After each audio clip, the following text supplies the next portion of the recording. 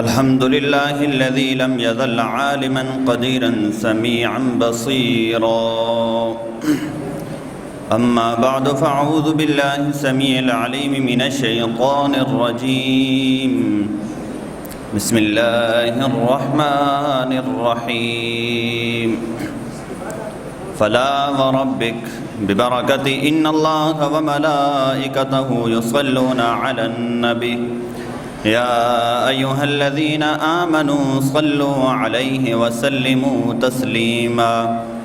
بآواز بلند درود و سلام. الصلاة والسلام عليك يا سيدي يا رسول الله وعلى آلك وأصحابك يا سيدي يا حبيب الله.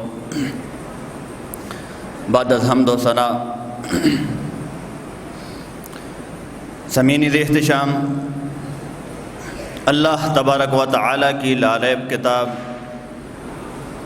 قرآن مجید میں اللہ رب العزت نے اعلان فرمایا، فلا وربک، او میرے محبوب مجھے تیرے رب کی قسم ہے. یا رب قدیر، تو نے اگر قسم کھانی تھی تو یہ بھی کہہ سکتا تھا کہ مجھے قسم ہے اپنے رب ہونے کی، مجھے قسم ہے اپنے قہار و جبار ہونے کی، مجھے قسم ہے اپنے کریم و رحیم ہونے کی، تب بھی تیری ہی شان بیان ہوتی. تو نے یہ کیوں کہا کہ محبوب مجھے تیرے رب کی قسم ہے؟ تو یہ بھی کہہ سکتا تھا کہ مجھے قسم ہے رب زمین کی، مجھے قسم ہے رب آسماں کی، مجھے قسم ہے رب عرش کی، تب بھی تیری ہی شان بیان ہوتی. یہ کیا ہوا کہ محبوب مجھے تیرے رب کی قسم ہے؟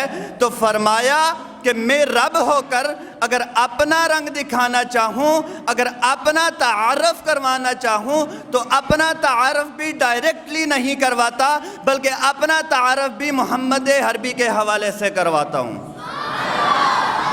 سامعین احتشام، یہاں پر رب کائنات نے اپنا تعارف کروانے کے لیے اپنے پیارے محبوب کی قسم اٹھائی اور اپنا تعارف کروایا. اب دوسرے مقام پر رب قدیر نے پیارے محبوب کے شہر کی قسم اٹھائی، لا اقسم بہذا البلد، محبوب مجھے تیرے شہر کی قسم ہے. یا رب قدیر، پہلے تو نے محبوب کی قسم اٹھائی وہ اس لیے کہ تو اپنا تعارف کروانا چاہتا تھا اور ڈائریکٹ تعارف نہیں کروانا چاہتا تھا، محبوب کے حوالے سے تعارف کروانا چاہتا تھا. تو نے قسم وہاں پہ اٹھائی.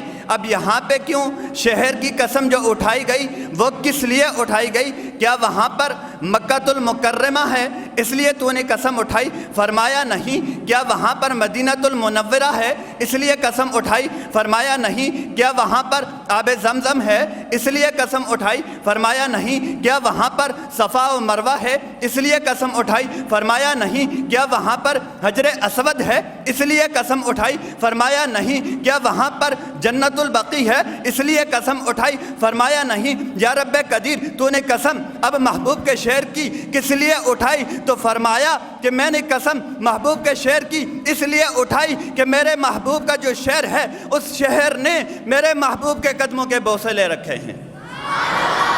سامعین ذی احتشام، رب قدیر اس شہر کو اتنی فضیلت والا بنا دیتا ہے کہ جو شہر میرے محبوب علیہ السلام کے نعلین کے بوسے لے تو پھر ہم کیوں نہ کہیں کہ سر پہ رکھنے کو مل جائے جو نعلین پاک حضور، تو پھر کہیں گے کہ ہاں تاجدار ہم بھی ہیں. وما علیہ الا البلاغ.